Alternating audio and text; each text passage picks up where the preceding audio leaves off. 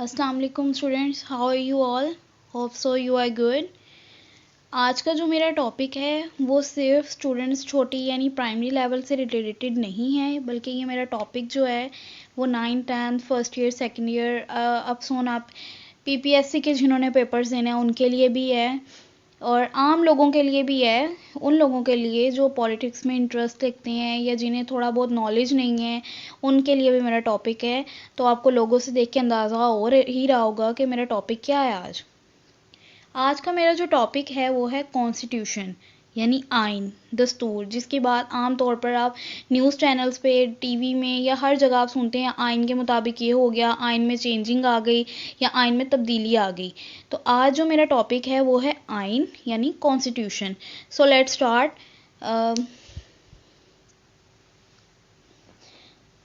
सिर्फ पाकिस्तान में ही नहीं बल्कि मुल्क के सारे ममालिक की हुकूमतें चंद अल्फाजों पर लिखे गए जुमलों के गिर्द घूमती हैं, जिसको कॉन्स्टिट्यूशन, आइन या दस्तूर कहते हैं। हर कोई दस्तूर की बात करता है। आपने बहुत सुना होगा कि 73 के आइन के मुताबिक ये होना चाहिए था या वो होना चाहिए। अब आप मुझसे ये पूछ रहे होंगे कि ये दस्तूर होता क्या है, ये आइन अहम इतना क्यों है और इसको तोड़ने की इतनी बड़ी सज़ा क्यों होती है। तकरीबन हर मुल्क के पास आइन होता है। तो चलें अब इसको फाइंड आउट करते हैं। सबसे पहले मैं आपको ये बताऊंगी कि कॉन्स्टिट्यूशन यानी आइन होता क्या है। इससे पहले मैं आपको ये बता दूं कि हमें आइन की ज़रूरत होती क्यों है। अवाम को एक कम्युनिटी में जो बुनियादी चीज़ें चाहिए होती हैं वो क्या होती हैं? रोटी, कपड़ा, मकान और उसके साथ साथ उसकी पहचान, तालीम और सबसे ज़रूरी उसकी आवाज़ होती है कि उसकी आवाज़ सुनी जाए। और उन मामलात के लिए लोग कुछ ऐसी बॉडीज़ बनाते हैं जो कि स्पेशल होती हैं। फॉर एग्ज़ाम्पल पुराने ज़माने में पंचायतें होती थीं या आज तक के दौर में कह लें जिरगे होते हैं। इन जिरगे या पंचायतों में लोग जिन लोगों को हेड मुकर्रर करते थे उनके पास एक नॉर्मल इंसान से ज़्यादा पावर होती है। अगर पंचायतों के सरबराह डिसाइड कर लें कि फ़ैसला ऐसे होगा तो फिर वो लागू किया जाता है, क्योंकि लोग मिलकर खुद अपनी मर्जी से अपनी ताकत उस शख्स के हवाले कर देते हैं या उस ग्रोह के हवाले कर देते हैं और उसी बुनियाद पर हुकूमतें बनती हैं। जैसे कि आप पिक्चर्स में देख रहे हैं कि पुराने ज़माने में ऐसे होता था।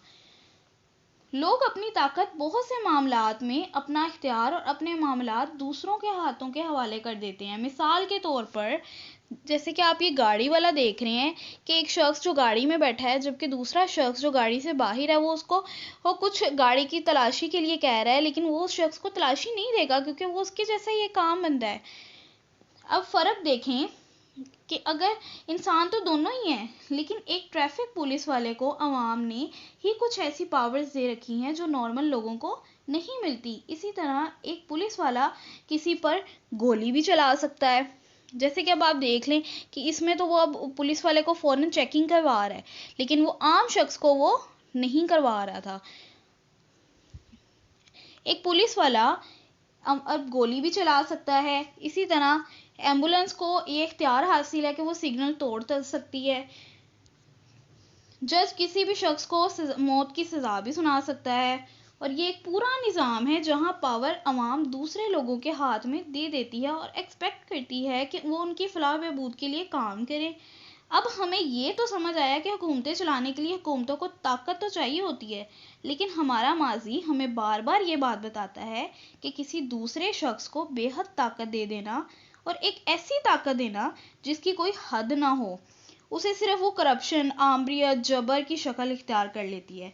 माना कि हमें वोट डालने का इख्तियार है कि जिससे हम अपने सरबराह को चुन सकते हैं, यानी हम वोट डालते हैं तो अब हम उसे अपनी मर्जी के जो भी लीडर होते हैं हम उसको चुन लेते हैं, लेकिन उसके बावजूद भी ओवरऑल एक ऐसा ढांचा होना चाहिए कि जो भी इलेक्शन जीते उसके बाद मेक श्योर करे कि वही बुनियादी ज़रूरियात यानी कपड़ा, रोटी, मकान वगैरह को यकीनी बनाए ताकि उस ताकत को अपने मुफादात के लिए इस्तेमाल ना करे। और ताकत होने के बावजूद भी उस ताकतवर शख्स के ऊपर भी एक ऐसी हदें हों कि जिन्हें वो तोड़ ना सके, यानी ऐसे रूल्स हों कि वो मेक श्योर करें कि ताकतवर पर अपनी ताकत का गलत इस्तेमाल ना करे। और सबसे ज़रूरी बात, इन रूल्स को भी चेंज करना भी बहुत ही मुश्किल हो कि ये ना हो कि जब भी वो ताकत में आए और वो आके रूल्स ही बदल दे।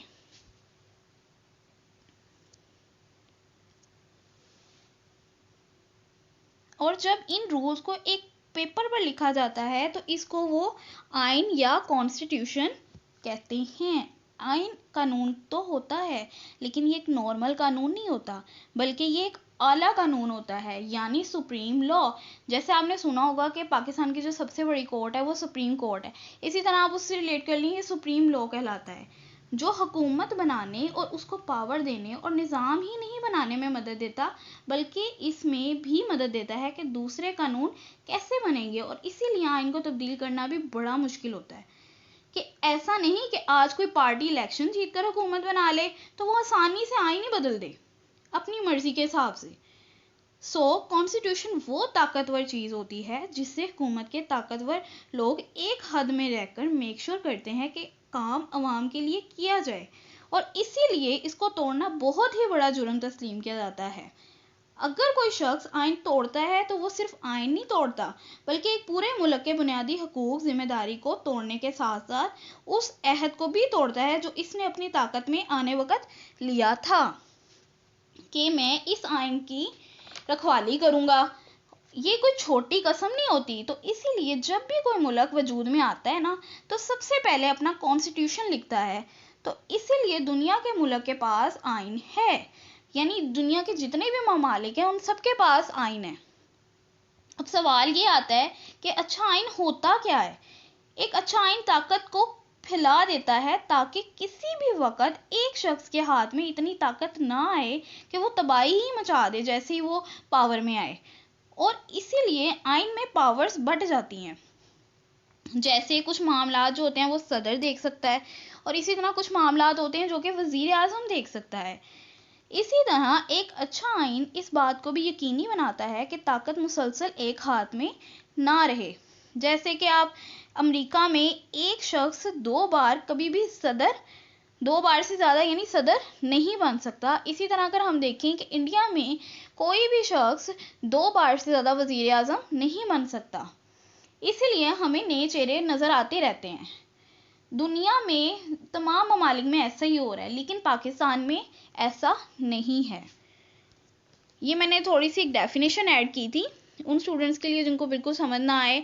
ये एक डेफिनेशन है, आप इसके थ्रू भी समझ सकते हैं।